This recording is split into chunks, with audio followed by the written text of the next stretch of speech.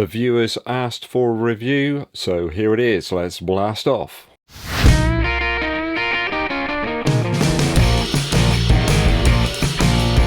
Thanks for tuning in, people. Ed Midsole Bud here. Help the channel out to continue to grow by hitting that subscribe button, but also click the bell of notifications. Give this video a thumbs up like too if you're enjoying it, and share it with your running buddies. You know it makes sense.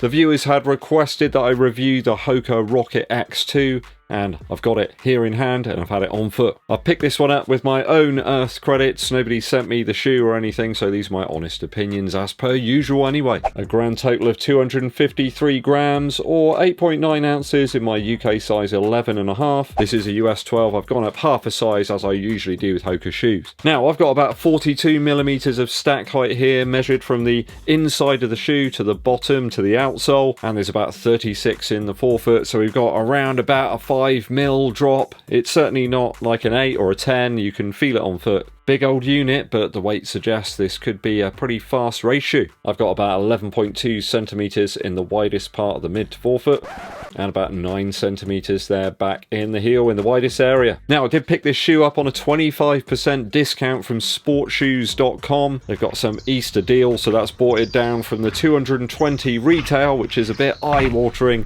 to about £165, which is a little bit easier to stomach. We shall kick off the review with the upper first. Really liking the mesh here. It does remind me of the Vaporfly Next Percent Original, that Vaporweave stuff. It almost looks like it could be exactly the same material. Perhaps it is. It does feel lovely in the toe box, nice and soft, though containing. I've got to say, hands down, this is the best HOKA upper that I've ever tried out. People are saying I've been bashing HOKA shoes or whatever, but I'm telling you now, guys, this one is the best one yet in terms of the upper. The tongue is foot hugging. It's kind of got some gusseting in there, both sides. A little bit harder to get your foot in than normal perhaps, but once it's there, the profile is beautiful. I really like the way it hugs the foot, and in the heel and Achilles sort of ankle area too. The tongue is almost neoprene-like, almost makes you want to go and buy yourself a wetsuit. I haven't had any pressure on the top of the foot there, despite the fact that that tongue is very thin. Now, there's no conventional heel counter here, as you can see. It really is nothing there at all. You do have the typical side padding around the lateral medial sides there. I mean, that seems to be obligatory with any super shoe in 2023. I have to say I've had absolutely no issues at all with the upper on my first run. It's fitting, light as a feather. I got no rubbing or any pressure points anywhere. Didn't have to stop and relace the shoe or retie it. With a medium thickness sock, it just seems to work superbly well for me. The heel, in fact, barely feels like it's there at all. I was a little bit worried when I first got the shoe out and saw just how flexible it was back there, but no issues. I mean, perhaps it's too gaudy for some in terms of the colourway. It looks a bit like a cocktail or something. I gotta be honest, I quite like it. It's a bit refreshing. Sort of a bluey green though is certainly going to be an acquired taste. It's not the easiest of shoes to get into in terms of the upper, so that might put it out of the running in terms of triathletes, mainly due to that quite tight midfoot cage you've got here. But with a shoehorn, anything is possible. I would suggest getting the sizing right though on these to get the best fit. You're going to want to run fast in this one, so do perhaps tinker with the sizing, perhaps try a half up, maybe even a full size. Great fit on foot and the best HOKA upper yet. I'm going to give it a 2.9 out of 3 after my initial runs for the upper. I'm only lowering the score very slightly here because I think some people will struggle with this heel area. It's a very unconventional approach and it isn't going to work for everybody. And also, if you have a sort of protruding top part of your foot, you may get a little bit of extra lace pressure there due to the very thin tongue. Midsole, midsole. Midsole now. So, reading on HOKA's website, the midsole by all accounts there is a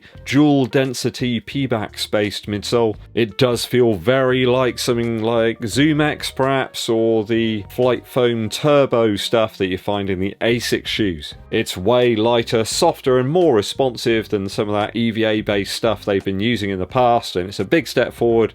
Well done, HOKA. I would say it almost feels too compressive and squashy if you're going to be running very slowly in it. I mean, pace is relative to each runner, but for me at kind of recovery speeds, you just feel like you're sinking into a pillow, but it feels engaging and exciting when you start running at a faster pace. It's quite a exciting and compelling material to run on actually. At marathon pace for me, which is about 7 minutes 30 per mile, very sustainable, very forgiving. At 5k pace, the shoe just kind of keeps out of your way and lets you increase that cadence, get the legs turning over much quicker. I recorded some really fast kilometer repeats in this one this morning, and that was after a less than ideal preparation. The lower drop in the shoe and that forked plate that is visible through the outsole there means this shoe isn't quite as in your face in terms of the rigidity and that carbon plate. Some of the higher drop shoes there, like the Vaporfly for example, are going to feel perhaps a little bit more engaging. This one doesn't feel quite as aggressive in terms of its approach. It's more like in line with the Adios Pro 3 or the Metaspeed Sky Plus. Nike almost seemed to brag about how the Vaporfly Next Percent 3 was still the lightest race shoe out there, but I have to say the containment and the pleasure of wearing this one, the upper's just way better than the new Vaporfly. It will probably appeal to more runners, I think, than that Nike shoe right now. Perhaps if you want a little bit more surface area underfoot from that midsole, then the Rocket X2 could be right up your street. This one's certainly a more versatile model than the original Rocket X.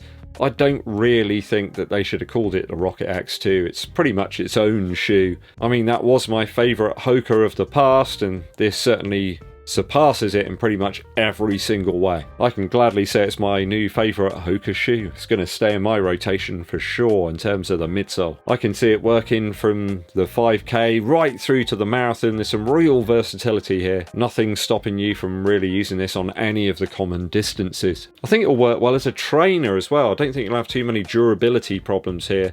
I'll go into that a little bit more shortly. It's also a rather stable shoe as well. I wasn't expecting it to be quite that stable.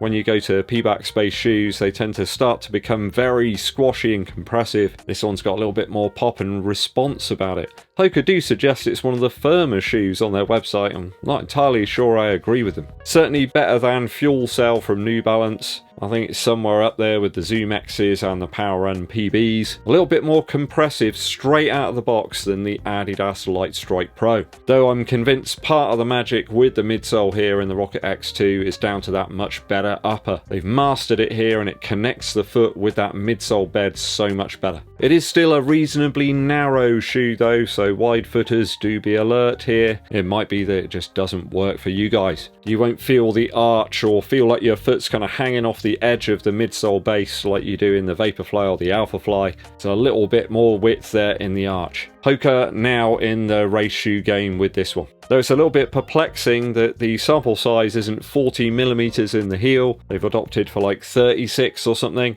But I'm measuring about 42 here, so it might be some manufacturing tolerances there. Maybe they're saving the 40mm at the sample size for the Carbon X4 perhaps, who knows. So after my initial runs for the midsole, I'm going to give it a 2.8 out of 3. Lots of pop, but I feel that the scooped plate here, which is actually forked in the forefoot area, isn't going to be for everybody. It's not quite as propulsive as something like the Vaporfly. You've got to be a little bit more reliant on the rocker-like effect you get from the Rocket X2 underfoot.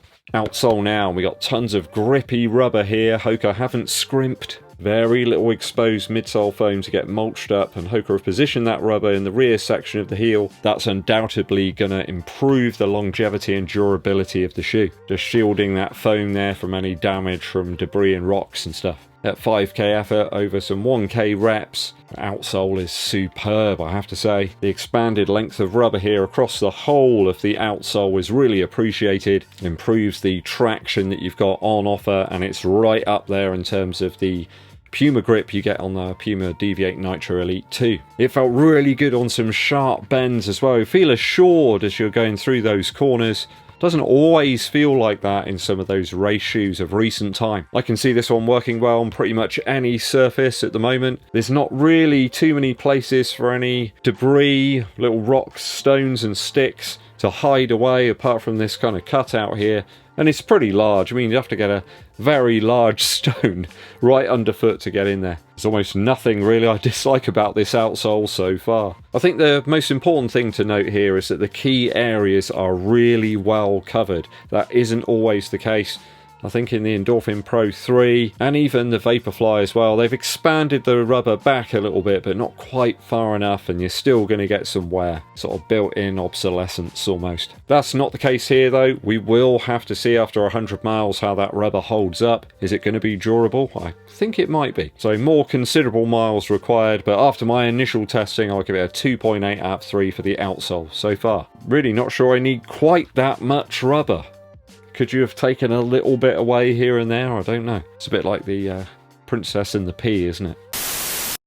Talking value now. So at £219, I mean, that's a serious price. You're only about 15 quid off the Vaporfly Next Percent 3. I managed to pick this one up on a 25% discount, so it's like 165 or something. Super shoe prices are insanely high right now. People do need to stop and question if they really need the shoe. Is it actually that important? Is it going to help you that much? I think if you're able to pick this one up on a discount and you know that those lower drop shoes work a little better for you, it's a little bit less of a gamble. If you still want the cushion and that forgiving feel of a P-Bax based midsole, then this one is dynamite. If you don't want to shell out £235 for a Vaporfly Next Percent 3 or the equally priced Adios Pro 3 as well, then this shoe could be the one for you. You got a top-notch upper fit here, and I feel the quality of the shoe is on point. Out the box, there's no dodgy glue marks and rubbish stitching. There's some craft here, and it's certainly one of the better HOKA shoes that I've picked up recently. Versatile,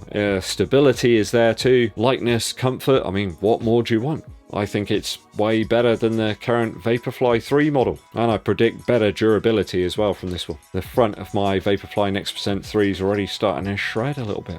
I don't think that's going to happen here. I'm going to give it a value score of 2.7 out of 3. I just don't know what this stuff's made of yet. We'll find out. But in terms of the price I paid, I'll probably give it a 3 out of 3 so far for value. It's a super shoe, but not for a super shoe price. So, best HOKA ever for me, this one. Really liking the Rocket X2 so far. That gives us an overall initial score of 11.2 out of 12 for the Rocket X2.